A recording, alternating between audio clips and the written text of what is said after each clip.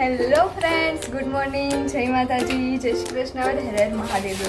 દોસ્તો તમે બધાએ મને બેસ્ટ વિશ કરી છે, એના માટે થેન્ક યુ સો મચ. અને દોસ્તો આજનું બર્થડે હું કઈ રીતે સેલિબ્રેટ કરું છું એ તમારે જોવું હોય તો તમે મારા વિડીયો આખો જોજો. અત્યારે તો હું પહેલાં મહાદેવના દર્શન કરીશ અને પછી મારા બર્થડેની શરૂઆત કરીશ. તો દોસ્તો તમે લોકો જોજો કે હું બર્થડે કઈ રીતે સેલિબ્રેટ કરું છું અને મારો વિડીયો એન્ડ